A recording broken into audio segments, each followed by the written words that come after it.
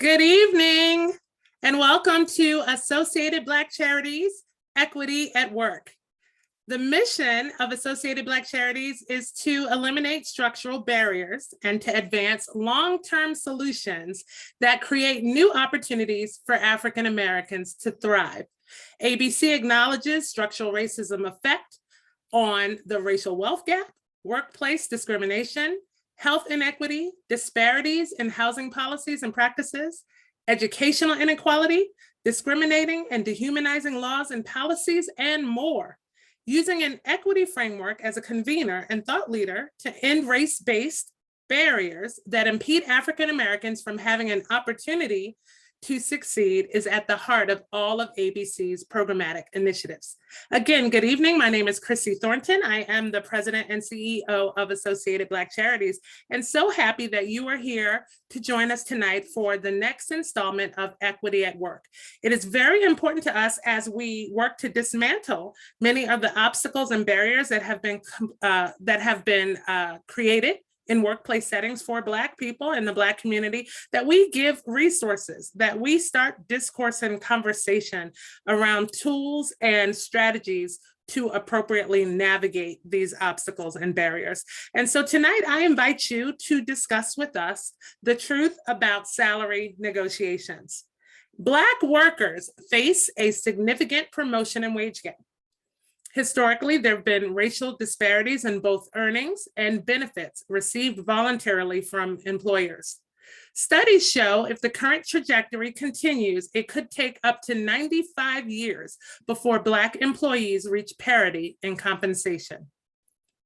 The salary negotiation process is a contributor to this trend in that racially biased employers and hiring managers see Black job seekers as less deserving of higher compensation and can take issue when Black candidates ask for more. At the same time, Black workers who are cognizant of discrimination in the workplace may be less likely to negotiate salary than white job seekers, believing that they are less likely to be successful and to maintain consideration. Stereotypes that Black workers are less qualified or motivated can also have negative consequences when salary is negotiated. Despite standing in confidence, highlighting what they bring to the company, and knowing both the market rates for the positions and what they deserve, Black candidates are statistically less successful during salary negotiations. Tonight, we will discuss the truth about salary negotiations and talk about the best places to start in confronting this issue that Black candidates and employees face in the workplace. And I am so excited to welcome to the conversation with me tonight, Mr. Reginald Gant. Reggie? Hi. Yeah. How are you, Chrissy? I'm great. We are so excited to have you with us this evening. And I'm going to ask that you take the time to introduce yourself to our viewers and tell them a little bit about your work. Absolutely. First of all, thank you for the opportunity. It's an honor and privilege to be having this conversation with such a dynamic person and such a dynamic organization. My name is Reginald Gant. I am a Baltimore native. I've been here my entire life, and I absolutely love everything about Baltimore. I love Associated Black Charities so much so that I've been in this organization for years. I'm a proud alumni of the Board Pipeline program. And I'm also the founder and visionary of an organization called Serve for Men. And it's a male-based organization where we basically equip, empower, and educate men and fathers and husbands to step up into their leadership roles as the protectors and providers so that they can live the life that they are called to live.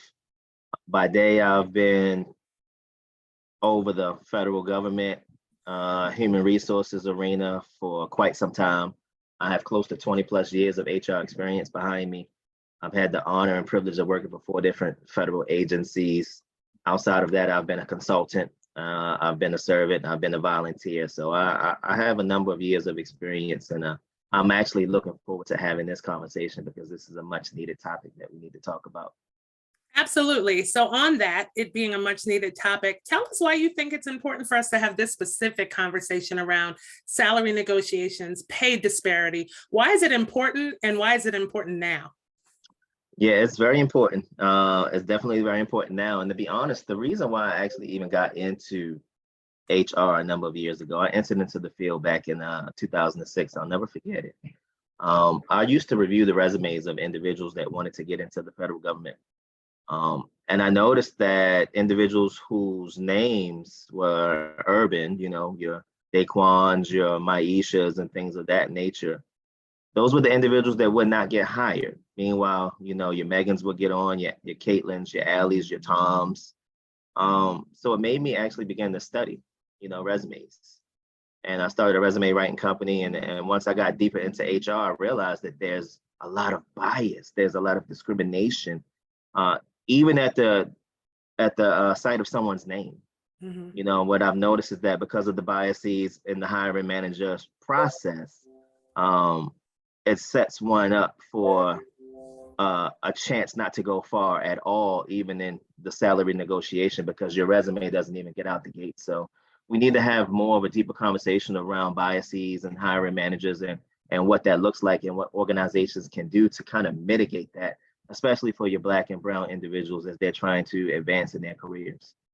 Absolutely. So tonight we have some viewers joining us on the Zoom. We also have some participants watching us on Facebook Lives. And so if you have questions, if you have thoughts, feedback, anything you want to share on this issue, please be sure to contribute it in the comments or in the chat. If you have questions, we'll answer them throughout our discussion. Also at the end, there'll be an opportunity to engage and to glean from some of Reggie's expertise. But let's just talk about some facts, because some people probably really wonder, is this really an issue? And we love the fact that we probably have some allies on the line joining us tonight that want to gain better understanding and to learn a little bit more about why we are lifting this as an issue. And so I think we would agree, and hopefully all would agree, that statistics show that there are significant pay disparities between Black and white workers. That's a fact.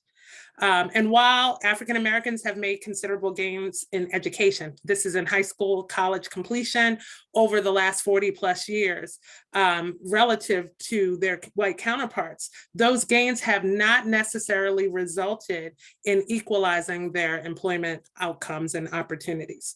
And so in studies in recent years, it showed that a Black worker earned about 25% less per hour than the typical white worker.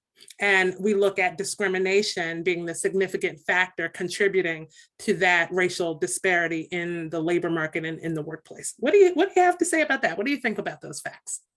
Yeah, those facts are spot on, and it's actually kind of sad that even still in 2023 that we have to have this conversation. But if we were to take a look back into history, we know that systemic racism, it runs deep in this country. From the time that Black people were brought to this country, if you really look at it, because we place so much value on salary, right? For example, as we jump into this conversation shortly, Black people were bought with a cost, right? So our value, from day one has always been attached to a dollar sign. Even if you do the research on Black Friday was the day that slaves were sold, right? Now we celebrate it as a day where, the world is like 100% off. But it's sad that because of the deep systemic racism that's still prevalent in this country, that we still have to have these kinds of conversations. But, I'm encouraged because organizations like Associated Black Charities here, and they exist, and then they're going to continue to fight and push the needle forward so that, one day we can actually live in a world that's more equitable, Absolutely. And so we know, despite progress, Civil Rights Act and other legislation that's passed in support of equal pay, that equal pay and equal work is still not a reality. In Maryland today, our racial wealth gap is about 8-1, and nationally it is 10-1. In Maryland, 8-1, it is not because there's a segment of our population that works 8 times harder. It is certainly an equity issue, and certainly one that ABC is interested in and working to combat. So on average, Black men earn 88 cents for every dollar a white man earns. And Black women earn somewhere between 70 and 76 cents for every dollar a white man earns. And even when they hold management positions, Black workers tend to be paid less. And even more concerning, as the racial wealth gap continues to widen, and it gets worse, actually, as Black people move up the corporate ladder. And so some people may be watching this and looking and listening to us thinking that this is an entry level, these are entry level problems. Or, conversely, these are C-suite problems. What the research and studies show is that this is a problem for Black workers at all levels of employment. What do you think? I agree. I've had many conversations with colleagues, friends, associates, not only in the world of HR, but across industries. And it's the same, whether it's government, whether it's private sector, whether it's nonprofit. When I talk to my Black and Brown counterparts, some of the silent conversations that we have, amongst ourselves is the fact that we're sometimes more talented, sometimes we're more educated, sometimes we're more experienced, but yet we're paid less than, and what companies and employers don't understand is that eventually that can begin to play on the mind and the psyche of your Black and Brown workers. And then what they end up doing is they end up pulling back and they don't bring all of themselves to Oh, work. absolutely. And that, ultimately can affect the bottom line of any organization. So let's look at what the root causes are. When we're talking about pay disparity, we have the facts, we have the statistics, we have the research and the studies that have proven that this is an issue. What are the root causes? Where does the root of this discrimination in the workplace come from? Where do you think? Again, systemic racism from day one. I mean, it's driven deep into every part of society. Yeah. Whether it's education, whether it's transportation, whether it's private, nonprofit,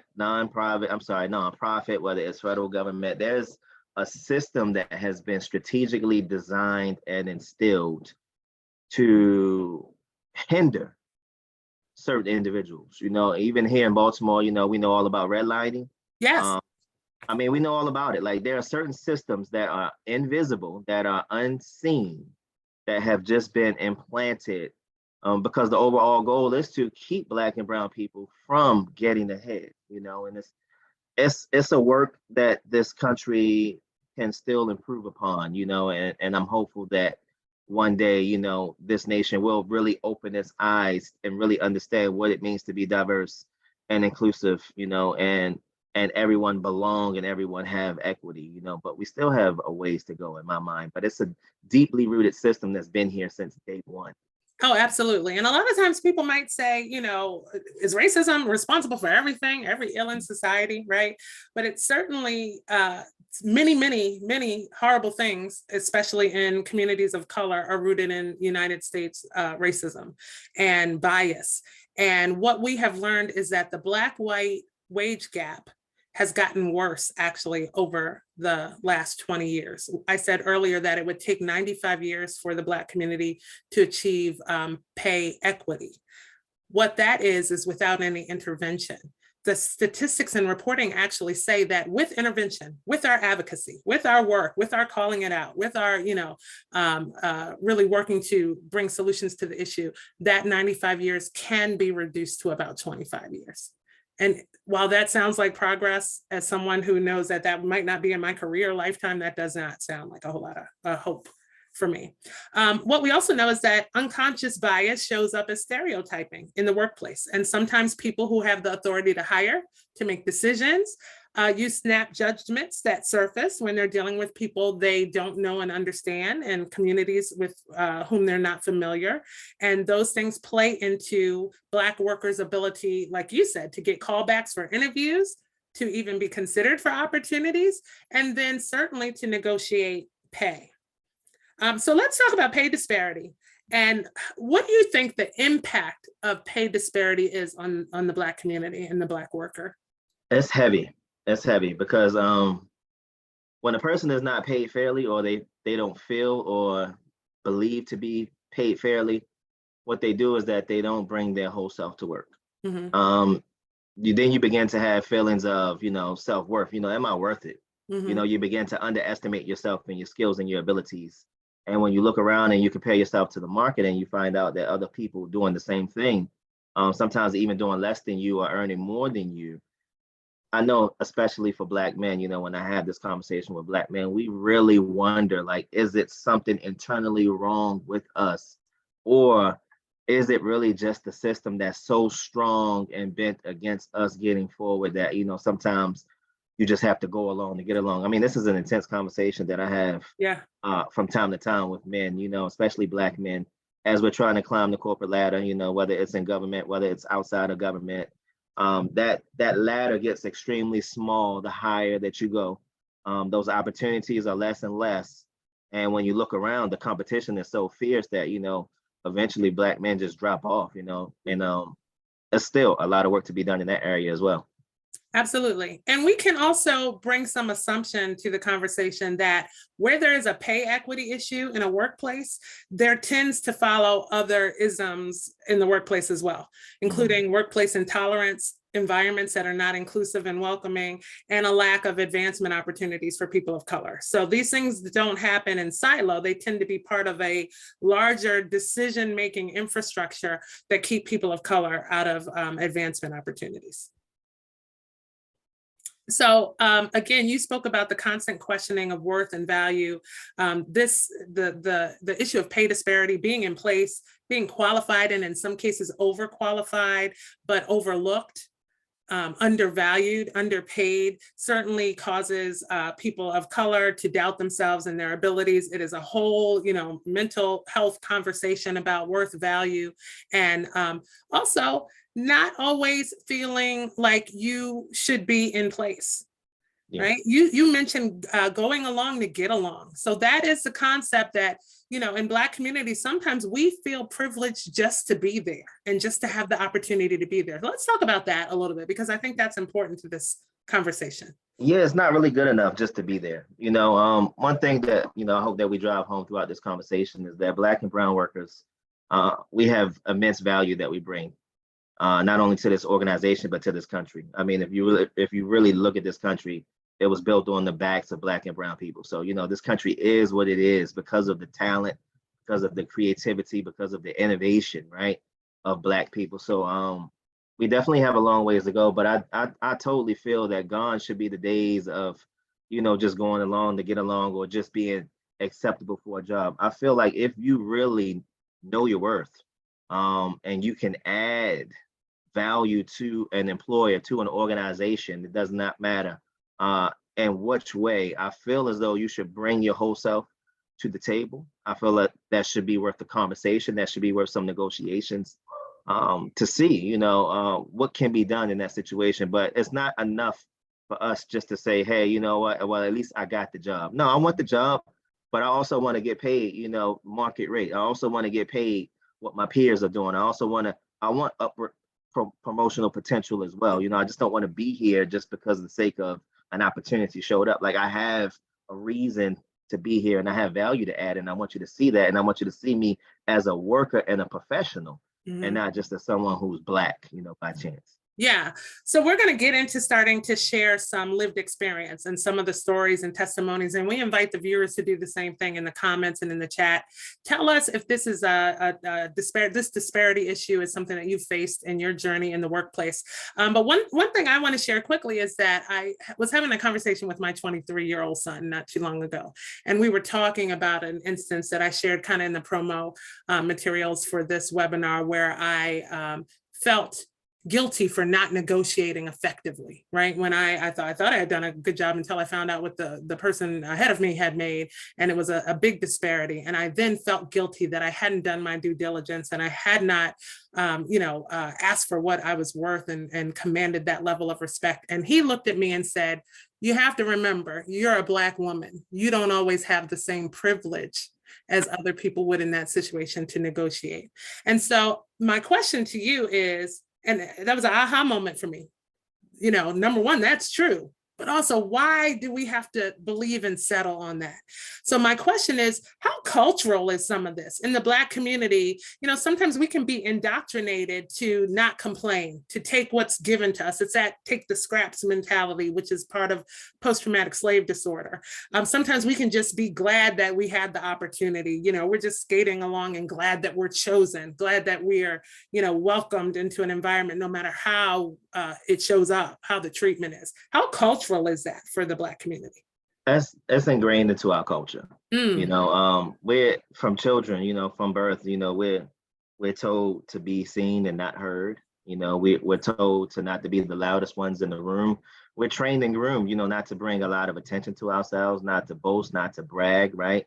because you don't want to come across as, arrogant or overly confident. And then when we enter into the world of work, where it's ultra competitive, and it's kind of dog eat dog world, we're ill-equipped to be able to really survive in those environments, because our whole life, we spent pacifying ourselves or pacifying opportunities or not speaking up, for the sake of not wanting to be that quote unquote angry Black man or that quote unquote angry Black woman. And then when something is done and we feel like we have a voice and we want to raise our voice to an issue or to a situation or circumstance, then, we become blacklisted and things of that nature. So I feel like, the time is now, for Black and brown people. If you know your value, speak up. If you know your worth, speak up. If you want to negotiate, let's talk. Absolutely. So I'm so excited that tonight, before we leave this platform, we're going to be giving some guidelines, some resources, some tools and tips to help people navigating this to be a little bit more successful. Reggie, have you had any lived experience directly with pay inequity, with feeling like you couldn't negotiate, or with being paid unfairly, against counterparts? So it's interesting. I've spent several years as a recruiter, and I've spent many years in the federal government, working my way up, to the top of the ladder. And I'll share this. In my younger days, the younger Reginald Gant did not believe in rocking the boat. This was before I knew who I was. This is before I stepped into myself, and my awareness of the power and the value that I have kicked in. So the younger version of me was afraid, and I did not. But I'll just share a quick story. So again, I've had the privilege of working with 4 different agencies, which is, difficult to pull off in itself.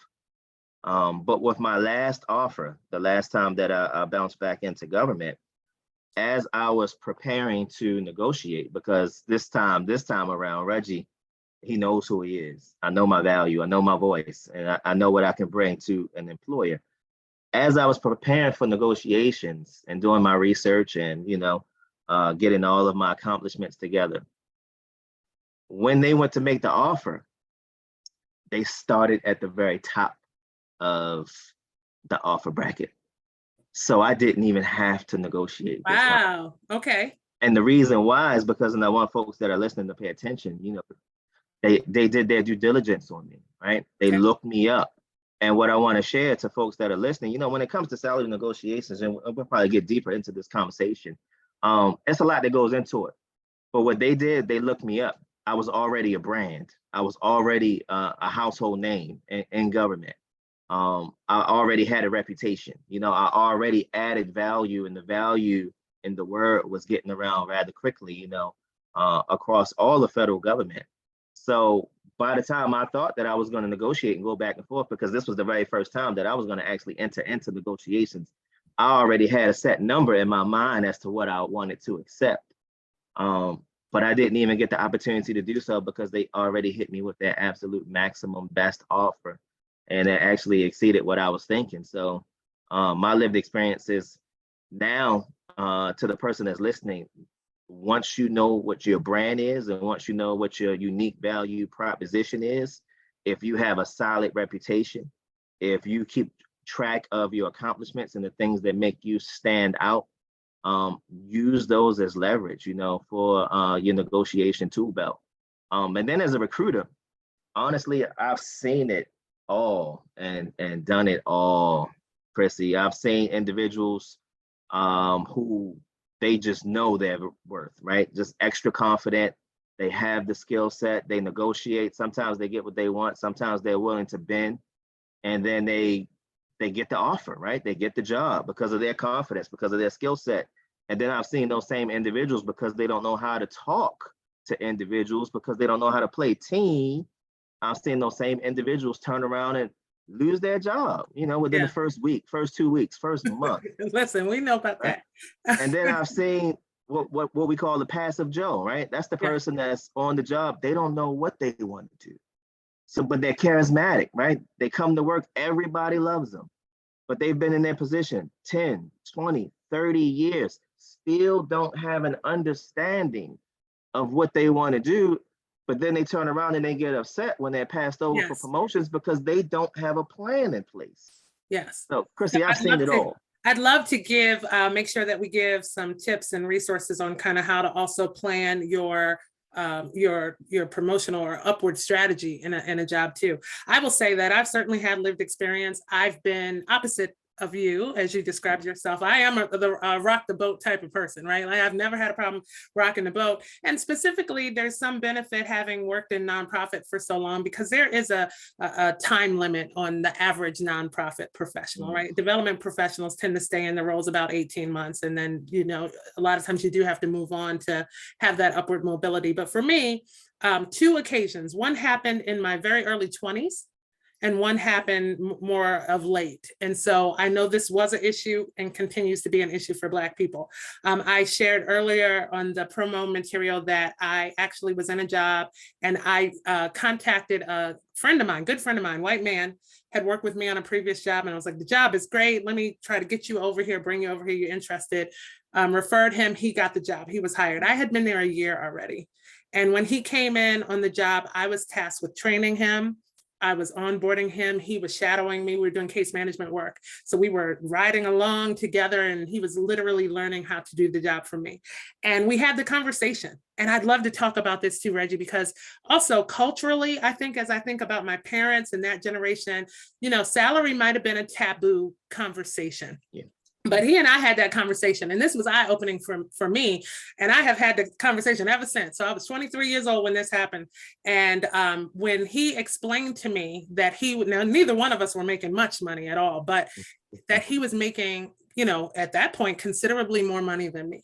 And I could not believe that. He was hired a year after. I was training him to do the work. Yeah. There was no rationale that would have justified. He didn't have any, I think had less education, less experience. And when I went to rock the boat, because that's who I am, and to inquire about why that was the case, I was told at that time that the organization's needs were different at the time that he was hired. Mm. And, you're absolutely right. How do you bring your best self to that environment? How do you bring, all you have to give happily and with good morale to that environment? So of course I didn't stay very long after that point, but it was certainly something that happened. But let's stop and talk a little bit and then we'll get to the chats. Let's talk a little bit about having that conversation about salary. People don't want to discuss it. And I don't know why, because I will walk up into the job with mine taped across my chest because I want you to know and I want to know so that I can address it if it's an issue. What do you think about that? It's a conversation that we need to have. But I think that people need to understand that in order to negotiate, you have to first come from a position of power, right? Mm. You have to know that your worth is built into your difference, right? So at work, and what I love about the world of work is that I don't have to show up and be like everybody else. Mm-hmm. Right? And that's what you want. So when you're talking about negotiating, your worth is literally built into your difference, right? What is it that actually sets you apart from everyone else? And why are you under the impression that you should be able to negotiate a higher salary, right, versus the minimum range? So when we talk about some of those tools, one of the first things that I educate men on is that you have to be aware of your brand, right? And just for anyone who's watching, you may not be familiar with your brand.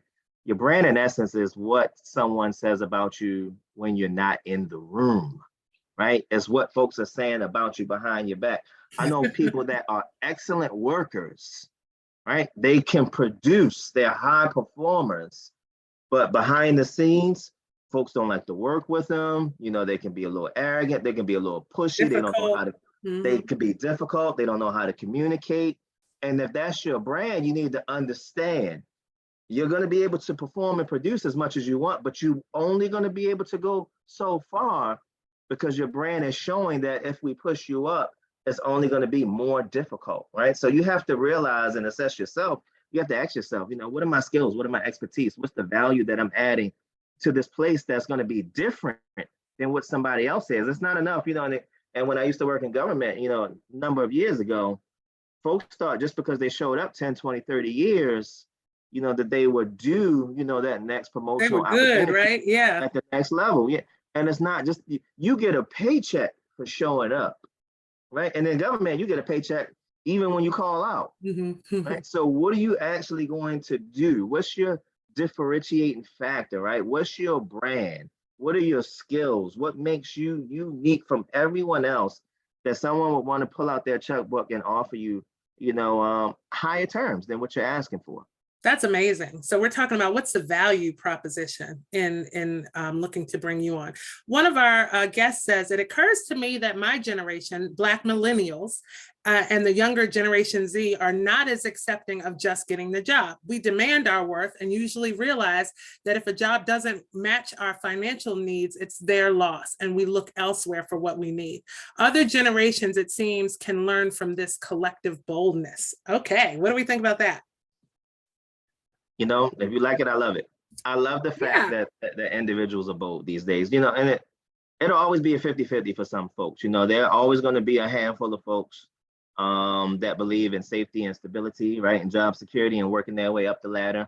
But this person is absolutely right. This is a new generation. They don't have time to wait. It's a microwave society. They want instant gratification now. They want to come out of college earning six figures right away. And in absolutely. some instances, they can. And my thing is this, and all you can, first of all, get understand your industry, understand what it takes to get to the top, understand who you are and what you want. And once you lock in on who you are and what you want, I'm an advocate of going after what you want at all costs, as long as you're doing it in a respectful and professional and tactful manner. If you can job hop, I know executives, in the C-suite that look at bouncing around every 2, 3 years, 5 years as progressive. I know executives that turn their nose up, and they look at, well, why is this person starting a new job every 2 years? Are they a headache? Are they a problem child? Like, why are they bouncing around so much? So it really just depends on who's looking at the opportunity. And you have to, I think, also look at the whole picture. Now, I do love the boldness from these younger generations, younger than my generation, in that you do notice that they want to come right out of school or right Yep. out of, right into the workplace, earning what in some cases it took those of us, 30 years to earn. And so sometimes the thought of that can be a little off-putting, but I do appreciate the boldness and asking for what you feel like you deserve.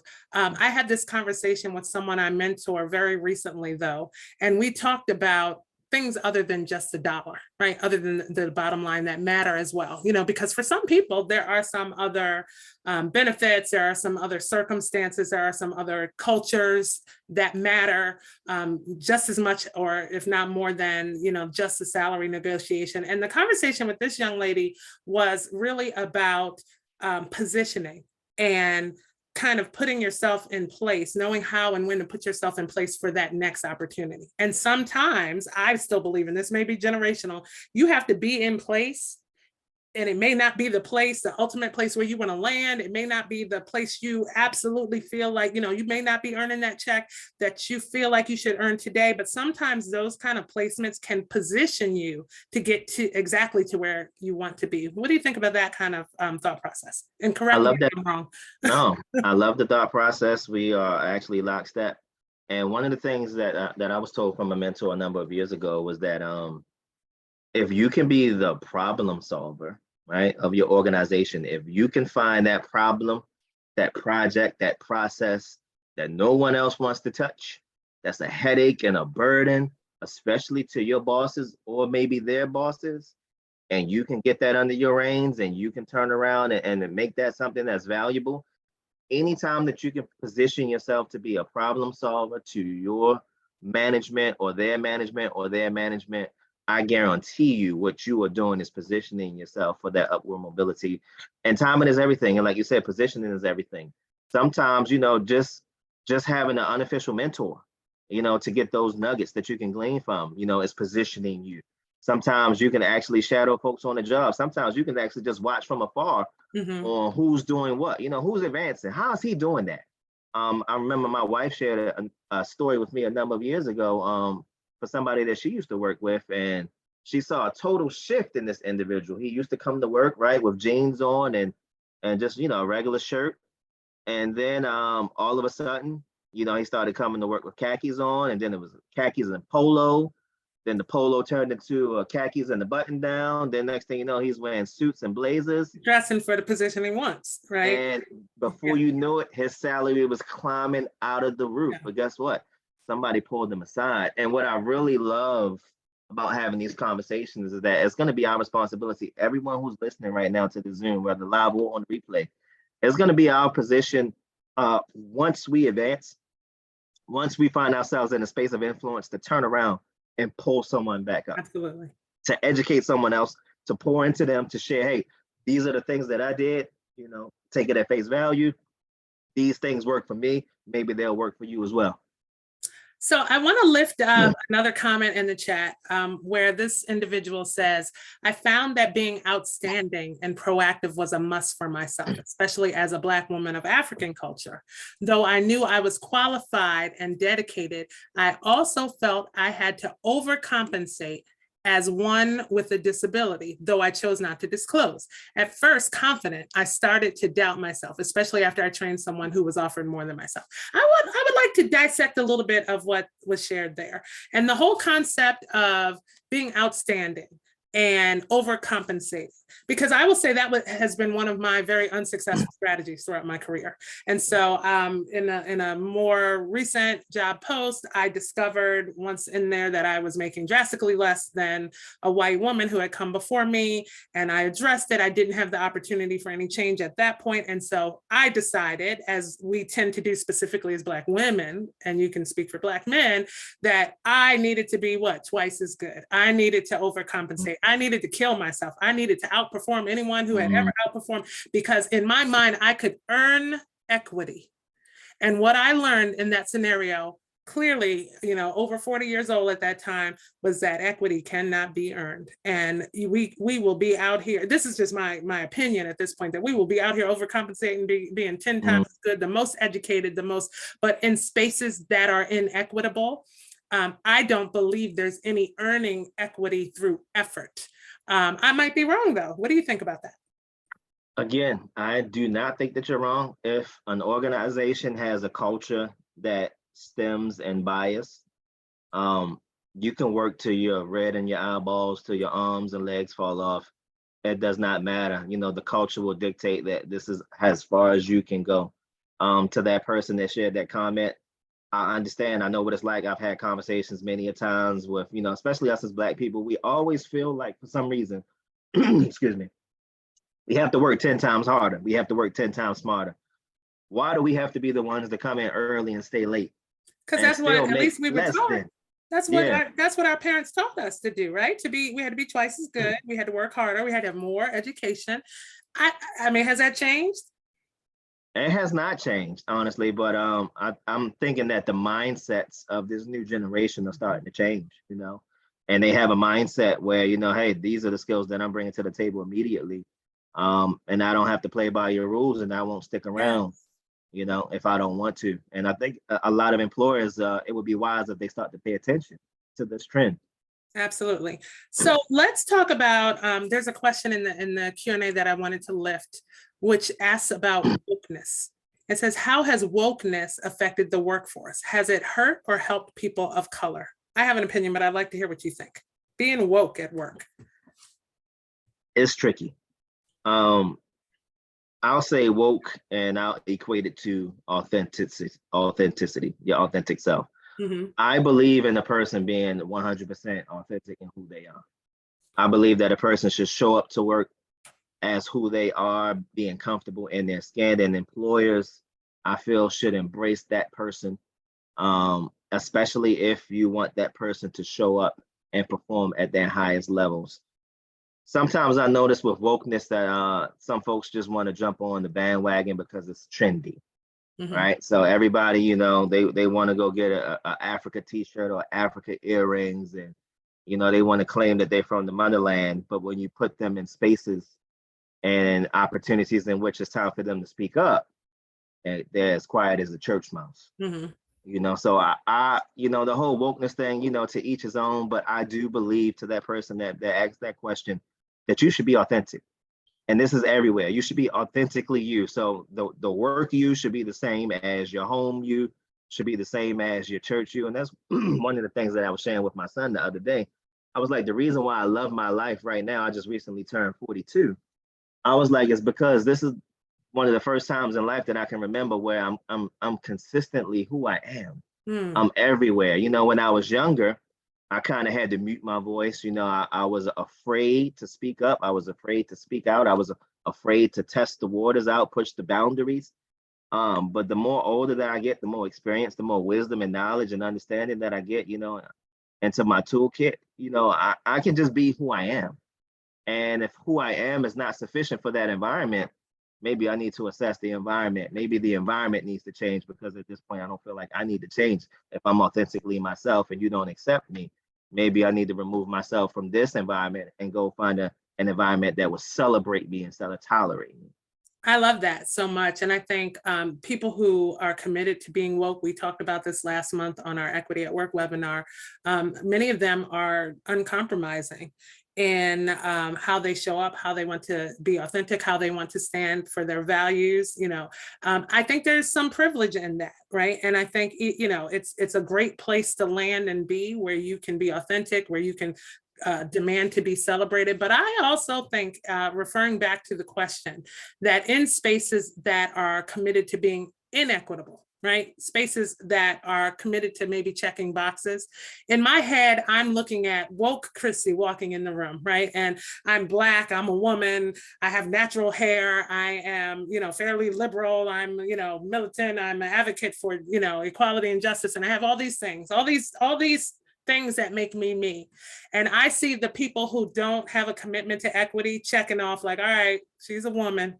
That's about all we're going to, you know what I mean? Or all right, she's Black and a woman, maybe. But I think the more those people feel like they have to tolerate in their intolerance, it does make it harder, I would believe, for people who stand in authenticity to be successful in those spaces. Unfortunately, while we're talking about having options, most of the world is run by people who have power and positioning over spaces. And so it is, difficult, because showing up authentically can have consequences in your, economic, achievement. It can have consequences in, the trajectory of your career. And in many cases, those of us who want to be authentic have to take that into consideration. Agreed. So let's talk about, someone may think, is this a real issue, or is this, a couple of people that have had this problem? But last year, there was a company, Jackson National Life Insurance Company, that was in litigation, and they agreed actually to pay $20.5 million to settle claims that they discriminated specifically against Black female employees, because the Black female employees were paid less than their white colleagues, and in that same environment were passed over for promotion in favor of less qualified white males. So that settlement was a result of a lawsuit that was filed by the EEOC, the Equal Employment Opportunity Commission, and it was on behalf of 21 employees in that workplace. And this is just one story of many from around the country. How prevalent do you think pay disparity, underpaying, undervaluing Black workers, having Black workers in the same spaces where their counterparts make more than they do for the same work or even less work? How prevalent is that? Is it a thing? It's a thing. It is definitely a thing. And it's a thing that's near and dear to a lot of Black men, especially. One of the things that my wife and I, we were talking about over the weekend is that we're talking about equity, right? And showing up and things of that nature. But when I look around, especially with today, we have so many Black women who are just doing amazing things, right? All of them in the C-suite taking over. We can't really have a real conversation, right, about equity if we're not including the Black man. Mm-hmm. And, I've seen in government as well as outside of government, like the disparity against Black men is real. The advancement opportunity, the amount of Black men that you see at the management level, yet alone the executive level or senior executive level, is really disturbing. And it's a conversation that we need to have, even in 2023. So disparity is here. and somebody needs to shed a light on it. You know, if we're going to talk about equity, we need to talk about it all the way around. Black women are on the rise. They're getting their college degrees. They're starting businesses. They're entrepreneurs. They're taking over. But what about the Black man? You know, where is he? Is his voice not appreciated? Is he not educated enough? Definitely some conversation around that. So let's talk about organizations, companies, policymakers who are interested in demonstrating what we call anti-racist behavior in the workplace. We feel that that type of commitment would confront this issue of pay disparity and salary disparity between Black employees and their counterparts. A couple of things that are listed as counteracting the racial wealth gap and racial wage gap is having policymakers step up enforcement of employment anti-discrimination laws, and then also having them offer tax incentives for minority entrepreneurs and business owners. Any thoughts about, advocacy with policymakers? A lot of these laws have been in place, but they're not necessarily enforceable in a lot of employment industries. Yeah, laws are an interesting thing. I was watching a video just yesterday on LinkedIn, and I believe it was Bill Maher. I have to go back and double check. But these laws exist, right? So they are words on paper that are supposed to be enforced. And the person that was being interviewed said in so many words, at the end of the day, this country is built on systemic racism, right? And it's not going to go away overnight. It's not going to easily go away. So he says that there are powers to be that have no interest in diversity and equity and inclusion and belonging. And they are at the policy table. They are at the C-suite table. They are at the influential table. And they really have no interest in changing policies at all.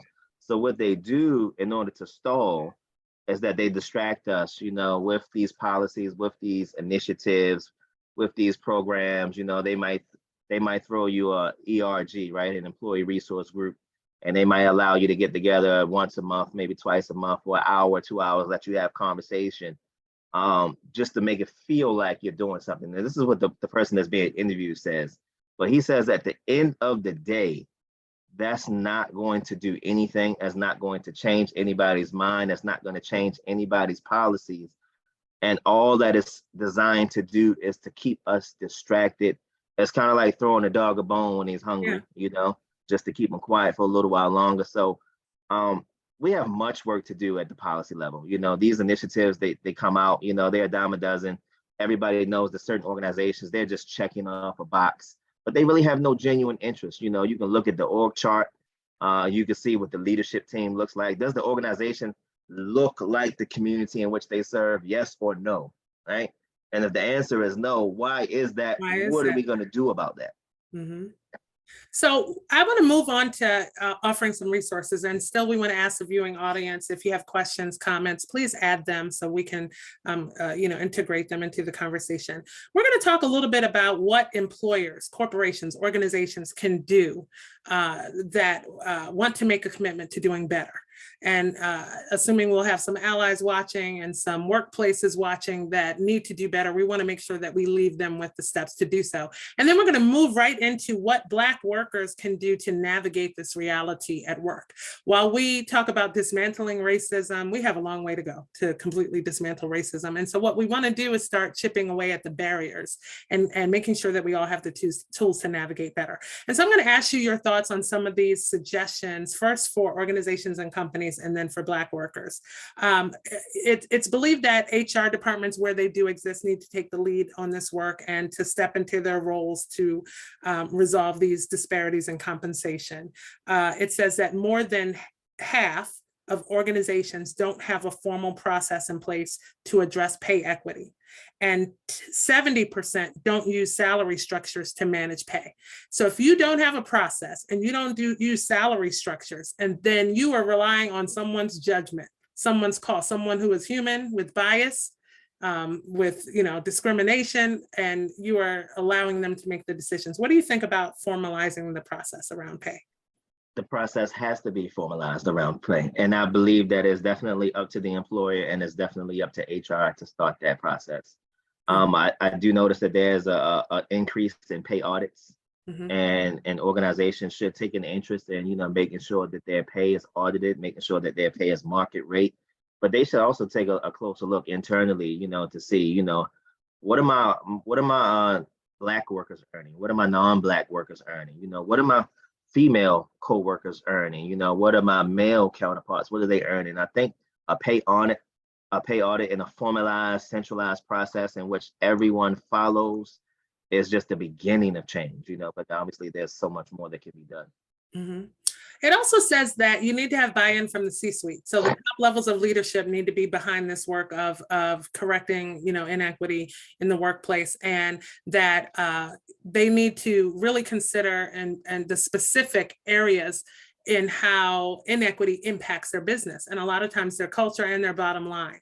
We talked about how people who don't feel valued, whose morale is not high, don't bring their best selves to the positions, and so therefore the company's return on investment will not happen if the inequity issues aren't addressed. I'll tell you, just, this is why people leave ultimately. Most people might be able to rest in a position for, a little bit of time out of necessity, out of obligation, but most people don't stay forever, specifically not the new generation, but not even my generation. They don't stay forever in an environment where they feel disrespected. How do you think this is a business proposition, correcting this, right sizing this? It's definitely a business proposition. Again, top talent, they will leave. And an employer, it's really up to them to do their due diligence. But one of the things that I think that can really be improved upon, especially as companies go, is that start by recruiting diverse leadership throughout your entire organization, right? Start from the top down. If these individuals in the C-suite have all of this leverage, have all of this influence, then that C-suite needs to be diverse. It needs to be a diversity in education and cultural background and gender. It needs to be diverse in any possible way that it can be diverse, because what's going to happen is the person that's at the lower level of the organization, they're going to be looking at that organizational chart. And if they don't see anyone that looks like them, they're going to feel eventually, sooner or later, as they continue to work and progress in their career, they're going to feel like there's no place for them. Mm-hmm. And an individual that doesn't feel like there's a place for them, as you just shared, Chrissy, they'll stay around for a little while, but sooner or later, they're going to leave. And what's going to happen eventually is that these organizations that refuse to change, their talent is walking out of the door. They're taking all of their knowledge away from them, and they're taking it to their competitor. And when you start hitting these employers in the bottom line, and they start losing money, and the competition starts to get a competitive advantage because you refuse to change. Honestly, I think that's the only way that some of these companies are really going to have to learn.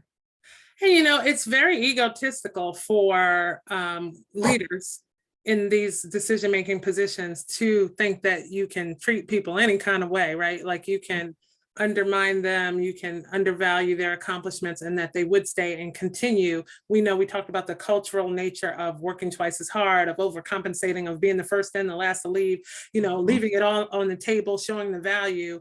It's very interesting that you would think that you could have a person like that and not value them, and then be the very first one to be upset when they submit their resignation or when they leave the job. It just, in some ways, it's very much rooted in privilege to think.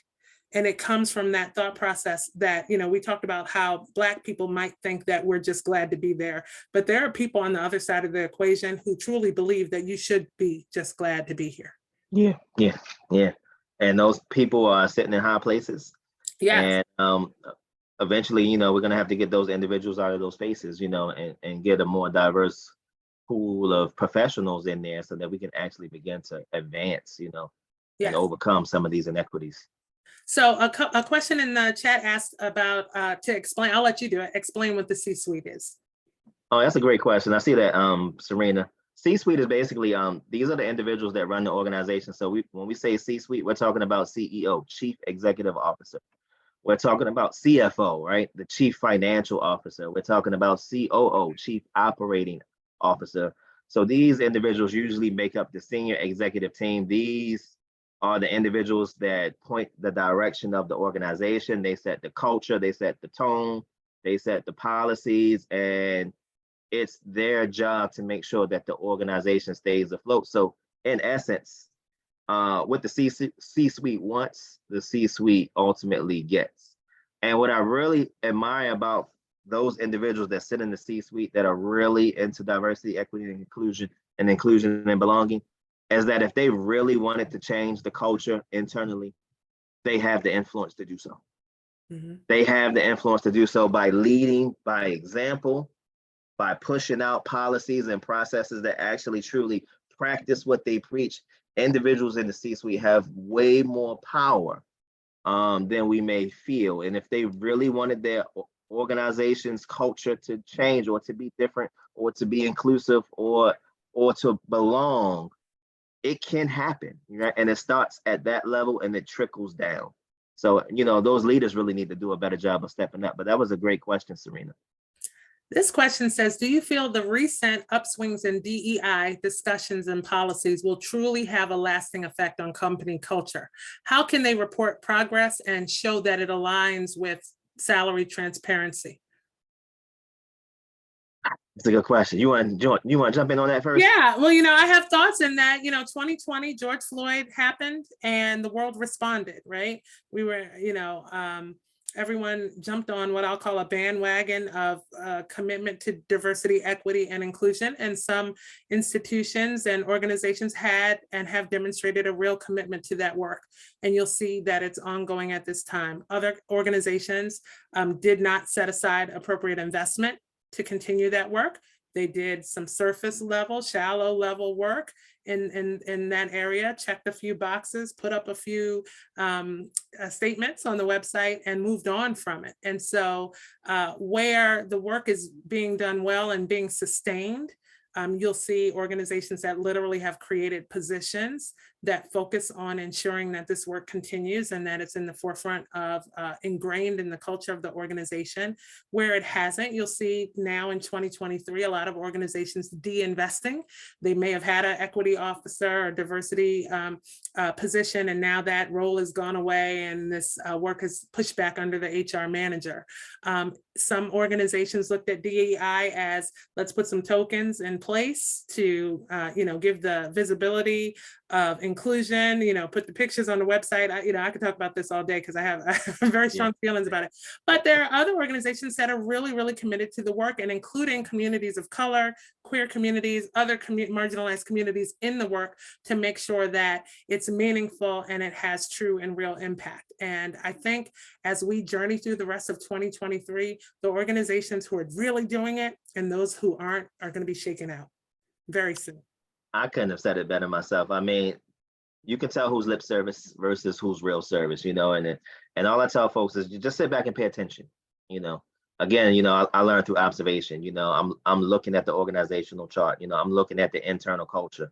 You can even find out, the internals of an organization just by talking to a few people that work there. Especially if you can find a few Black or brown folks to find out like what's really going on. I see this is what your website says, right? And LinkedIn is a great tool for that too, by the way. I see this is what your website says. This is what your company says that they do. But what's the real deal? Mm-hmm. Is it for real, or is it a facade? And like you said, at the end of the day, those who do will continue to do. Those who do not do will stop, and they will fade to black. And then we will realize that you were just checking off the box at the end of the day, and that's not what we're after. We're not after checking off boxes. We're after for meaningful and sustainable change. Mm-hmm, absolutely. So let me just run down a few more suggestions for companies. You mentioned performing pay audits. Absolutely looking at this work through a DEI lens, practicing transparency. Engaging in conversations in the workplace about the root cause of inequity and bias, limiting manager discretion. So this says managers are often given a lot of freedom or authority to make decisions about their team members' pay. Some employers are considering limiting or eliminating that discretion because it introduces bias into the equation. Unconscious bias training for managers can help them recognize their biases, but a lot of this is moving toward being automated. So, more like a federal government system where everything is, based on pay levels and pay grades. And so then the last suggestion for companies who want to do better around this work are to upgrade the technology. to make sure that they're utilizing technology in their compensation decision-making process to eliminate biases in the process. I have one question I'm going to ask Reggie before we go into how Black workers can navigate this. And it was something that I found when I was doing the research, and it says, how can the United States value the work of people of color if it doesn't value people of color? That's a loaded question, and the answer is ultimately they cannot.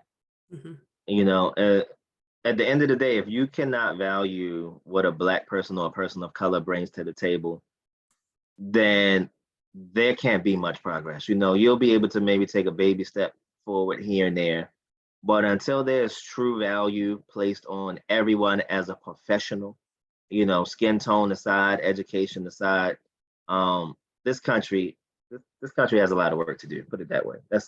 That's what I'll say. I'll leave it there. I don't want to open up, you know, a can of worms, but No. until we really place real value on people of color, we will only get and go but so far, and that's not going to be far enough for us. Not going to be far enough.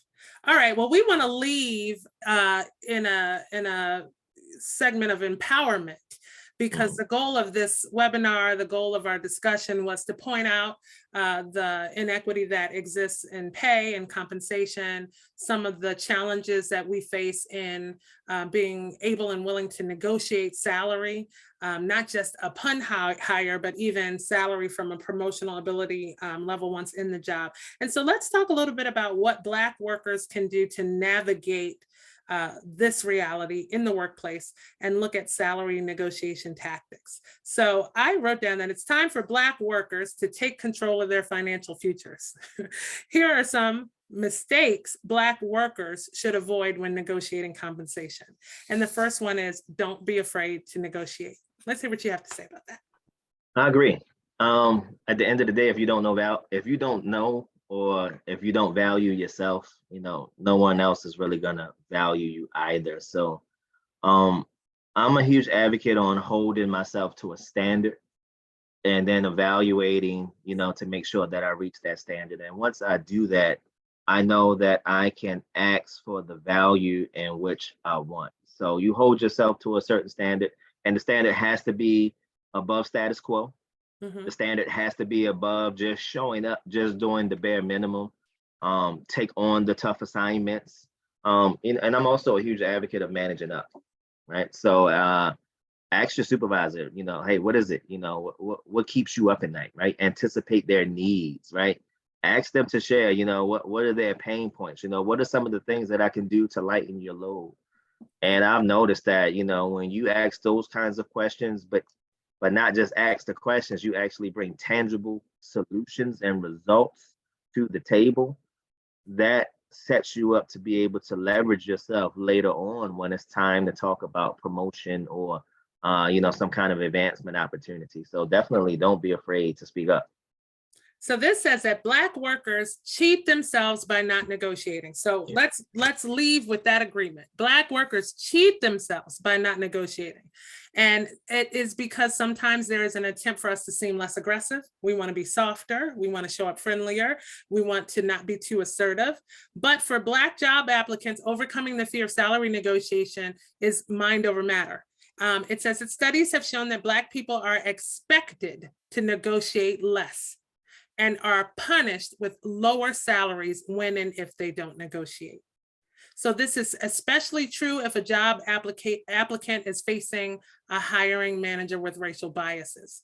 This still should not keep Black workers from asking for what they're worth. So how does it make those of you who are watching, how does it make you feel to know you are expected to negotiate less? You are expected to undervalue yourself. How does that make you feel? Let us know in the chat if you're with us tonight.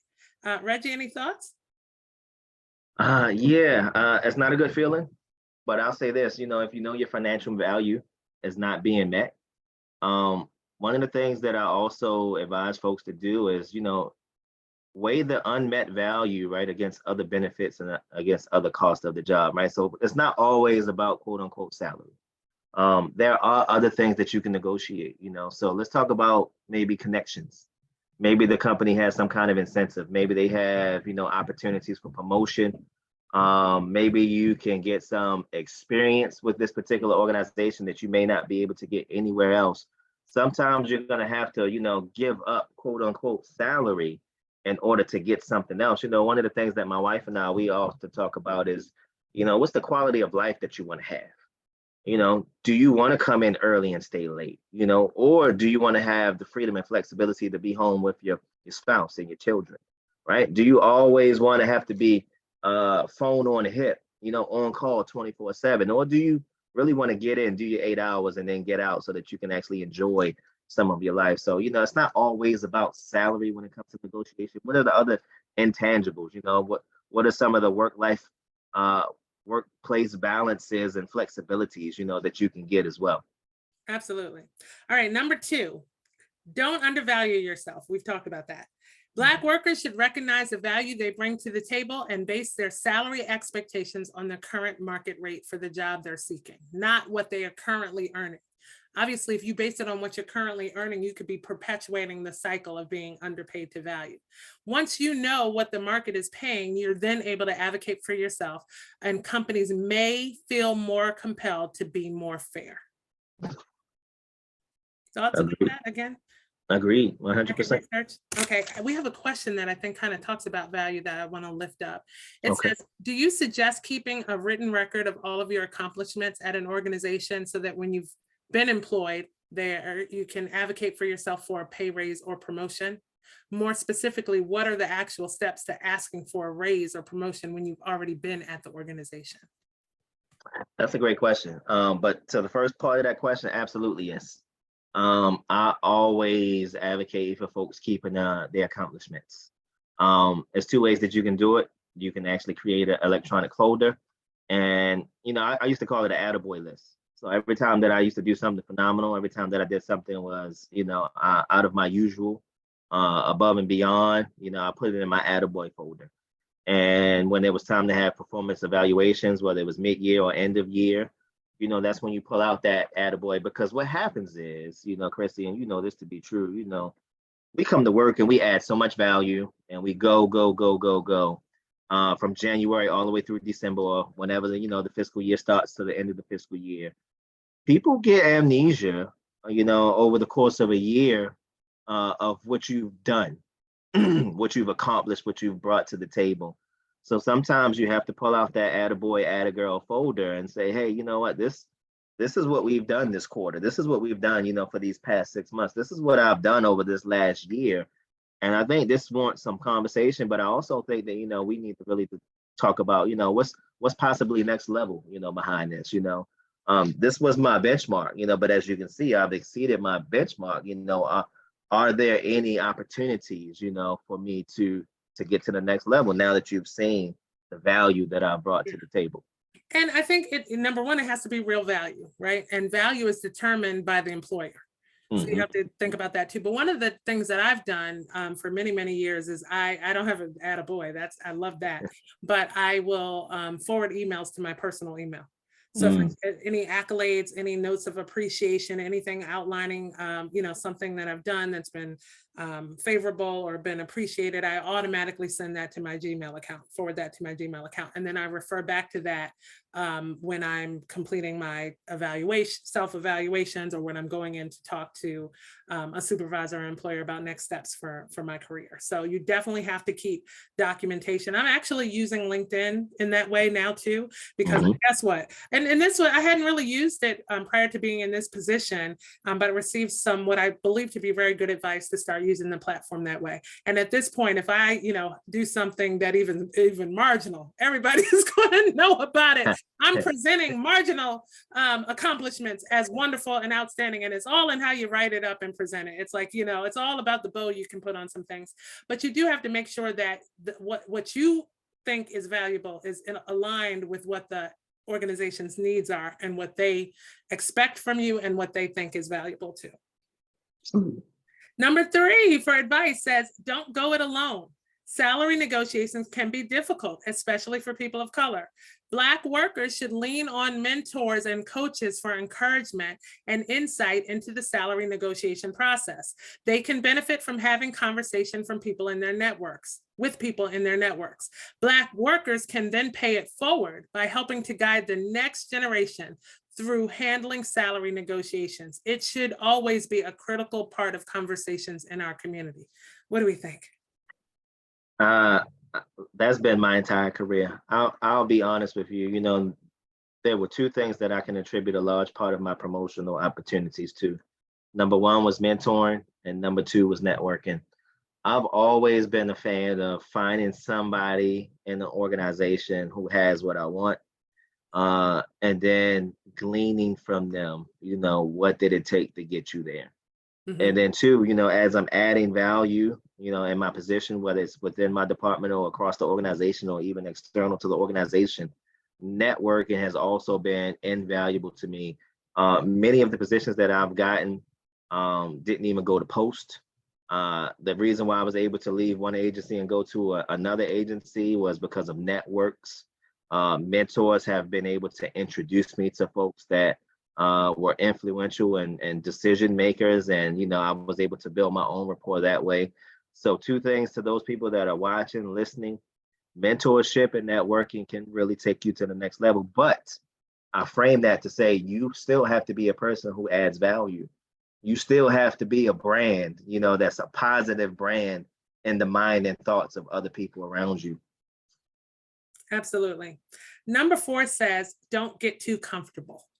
All right, now, keeping up with the latest developments in your field can help put you in a better position to negotiate higher salary.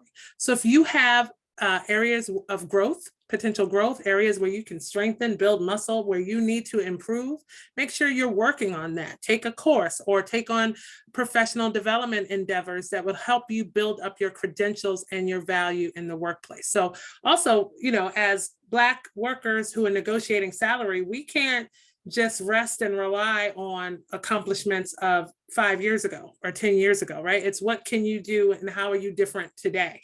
Absolutely. There used to be a song that came out a long time ago. What have you done for me lately? Right? And that's what they want to know. Like, what have you done this year? What's relevant in 2023 that you've done? Not like you said, 2018, 2019. We're not talking about pre-pandemic accomplishments anymore. Like, are you certified for something recently? What are you doing to develop yourself? And for folks that are watching, YouTube University is free. LinkedIn has a ton of courses. YouTube has a ton of courses. I mean, you can Google things. There are audios, there are podcasts that you can listen to. You don't have to always come out of pocket to develop yourself, but personal and professional development should be a way of life for everyone, especially if you're a person of color. You should be working on yourself every day, for one, because you're a whole person. And secondly, doing your Monday through Friday, you should be doing something on a regular occurring basis to develop yourself as a professional, to continue to make sure that you stay relevant. Yeah, absolutely. Number 5 says, don't negotiate against yourself. So if you're applying for a job and the salary is presented in a specific range, let's say $50,000, just to make it math easy, don't negotiate against yourself. Always ask for more. If you have a number in mind, pad it even a little bit more. Add 10% or 20% onto that number, because you can always negotiate from there. Many Black workers lowball themselves. All right. What's your experience with that? Guidance on that? True. That is true. I know. I've seen it, firsthand. And it's so interesting, as I recruit and as I'm asking folks, like, where do they desire to fall within the salary range? I do tend to notice that more Black and brown people will sway towards the lower side of salary bracket versus others. They automatically go to the higher portion. So let's just say the range is, 65 to 80, for example. This is just a random example. I do notice more often than not, Blacks will stay anywhere between 65 and 70. Okay. Whites will be anywhere between 78 to 80. Like, it's non-negotiable. Like, it's a posture. If there's a range, without a shadow of a doubt, I want the higher end of that range. Yes. And here's why. But here's why is the important part, right? To be able to communicate that proposition. I will Absolutely. say, as an employer, and this has just been kind of my practice for years, I always pay the person above their asking. I was taught, a long time ago that, you want people to feel valued, right? And because here's what happens, especially in some of the more entry level positions, people will leave for 50 cents an They hour. will. They'll leave for $1 an hour, $2 an hour, $5 an hour, right? And so the investment that you put into training people and onboarding them and getting into place is not something you want to lose. And so if people are settling at the hiring phase, it is very likely that they will be easily recruited elsewhere, easily attracted to go somewhere else. So I tend to be very direct in asking about salary desires. In fact, it's a part of my screening questions because we don't need to waste time. What are your salary expectations? And you would be surprised to people who don't feel comfortable answering that question at all. I mean, it's a thing. And typically, if people give me a number and I see the value in you and want you to be a part of the team, I'm going to ultimately offer a little bit more than the number they gave. So they have undersold themselves if they've come in.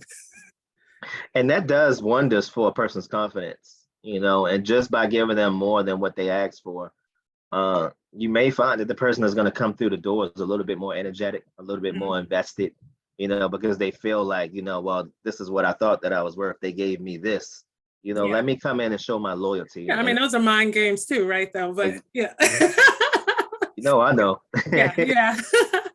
Okay, number 6 says don't focus just on the salary. You've talked about this a lot. While pay is important, salary isn't the only thing that can be negotiated. It can be more flexibility, a bonus model, or the ability to freelance.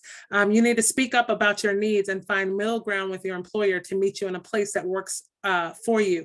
Ultimately, your career goals should decide what's negotiated. Decide where you want to be in the long run in terms of your career trajectory, and what's going to give you the best exposure to opportunities that align with your long-term career aspirations and financial goals.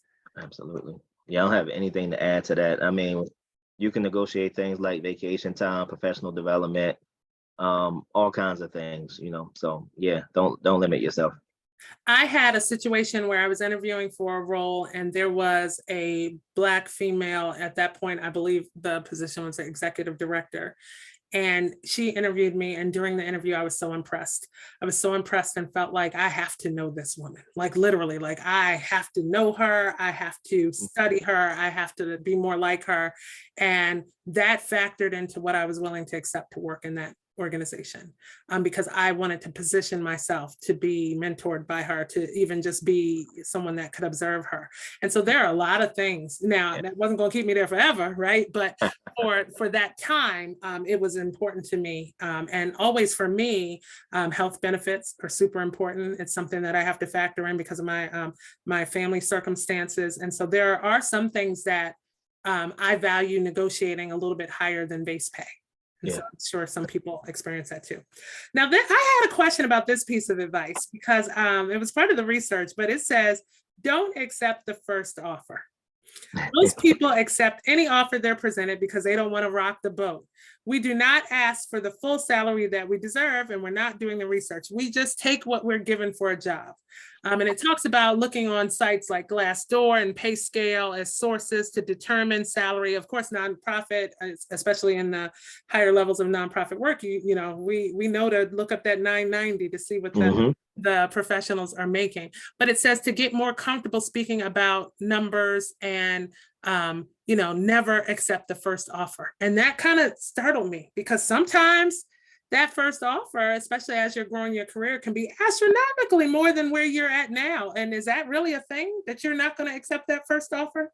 I don't necessarily know if I agree with not accepting the first offer. Now, The thing is, if the first offer is spot on to what you want, or even exceeding your expectations, why wouldn't you accept it? Sometimes I think we get caught up in having to play these back and forth games, that we can get distracted. I think that a person should know their value. I think that a person should be extremely thorough in their research, and that they should come into this negotiation, into this relationship, into this conversation with a certain financial number in mind, and then also an alternative number in mind in case they have to begin to negotiate some of the intangibles. But I wouldn't necessarily say just automatically skip out on the first offer, because the first offer might be something incredible. And you might find, and I've seen this to be true myself firsthand, this is a real story. A client that I used to work with a number of years ago, they were looking for somebody in the digital space, found somebody. We told the person what the range was. Person went out and did their own market research, and they came back with something that was like $15,000-$20,000 above range. So, the first conversation was like, look, I told you what the range was already. But they stuck to their guns. They found something 15, 20 above the top of the range. I shared that with the employer, because the employer found value, right, in the person's skill set. They were willing to go 5,000 above the range, right? The range was already the range, but because the employer saw value, they were willing to bump it up. And the person just happened to be the CFO, right? The hiring manager just happened to be the CFO. So he was working the numbers. Gonna and make he it was work. like, well, if I can pull a little bit from here and there, I'll go 5 above. But the person said, no, I want 15 above. And what happened was, if they would have took that 5 above, they would have realized that if they would have come into the organization and showed some value within the next year, they could have got that extra 10. But what happened was, after they said no, that was kind of off-putting to the employer. The employer rescinded the offer altogether. Lo and behold, said person emailed me not too long after that and says, hey, you know anybody that's in the market looking for somebody like me? And I'm just like no, like I had an opportunity for you, and you wanted to negotiate, and you negotiated yourself out of an offer. So when you do your research, be careful, because sometimes, especially nonprofits, sometimes they have a certain number in mind. It could be grant based, where every single dollar counts. You never know where the finances are coming from. So sometimes negotiations can be tricky. I have a question for you, and then we'll present our last suggestion for Black workers tonight. My question is, in my scenario, my lived experience with kind of experiencing pay disparity, I was very happy with my offer. I mean, it was astronomically a promotional opportunity for me at that time. I was happy. I celebrated it. I walked in with the highest level of morale. It was fine for me. I was satisfied until I found out that white woman was making more than me, a good amount more than me, and having, come before me, kind of similar backgrounds. And then, I had outperformed. So how do you land with that? Like, I was good, right? Should there even be a thought comparison? Or if I was good, should I still be good, right? Because I was good. But then when I discovered what I felt like was certainly racial inequity, I wasn't good anymore. How do you reconcile that? That's tough, because the spirit of comparison, it will kill you. Surely. So at the end of the day, you have to know your numbers. You have to know, what does it take for you to have the quality of life that you want, right? The quality of life that you want. She was making, that's what it took. Exactly. Look, her set aside, aside, we have to ask ourselves, what is it that can provide us with the stability and comfort that we need, and the salary and workplace flexibilities, blah, blah, blah. If we achieve that, then we've done well. The trouble comes in when we see that Joe Blow over here, was out earning me about $40,000, and that's a conversation that needs to be had, but maybe not necessarily in that moment. So, I say celebrate the win, right? Celebrate the offer, but know that there's going to be a conversation that needs to come up between you and said employer around this difference. And you want to find out what their thought process is. Maybe there's some things that, that this person has over you that you don't know. Or maybe this is just an organization that you come to find out through additional research and some peeling back of, the layers that you just don't want to associate with, once you find out. But for an individual, know your number, if you hit your number and that number allows you to have the quality of life that you want and need and deserve, celebrate that. But it's hard not to compare, So I saw somebody posted in the chat, like, should you discuss salary with colleagues or Yeah. something along those lines? And I say absolutely not. Oh, see. Look, it's two people that need to know what I make, and the first person is my wife, right? Obviously, that's my partner for life. Mhm. The second person is our accountant, Okay. right?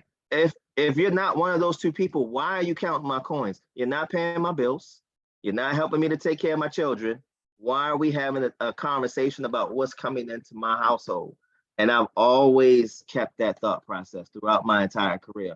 My spouse and my accountant, they can know. Everybody else is, you don't really need to know, because I don't need to know what's going into your house. Oh, see, I'm gonna have to come. I'm gonna You're have a little different. That's an area of growth, right? I mean, you don't need to know what I'm bringing, but I certainly need to know what you're making, because I have been through the disparity situation and scenario so many times that I need to protect myself. And sometimes you just don't know until you have Understood. that conversation. But as we get ready to close, Yeah. the last piece of advice is don't be afraid to walk away.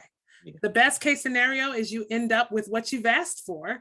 And the worst is that your offer is rejected and that you move on to something where it's a better fit and you're more suited. It says job seekers should not be afraid to negotiate for a better package. Despite what we know about racism and bias and disparity, Black workers should not be afraid to negotiate for a better package. It's okay to ask for more money. And sometimes the answer is no, because you did not ask. And so on that, Reggie, I'm going to, number one, thank you for joining us tonight with all of your expertise, but ask you to give us some closing remarks. Yeah. A closed mouth does not get fed.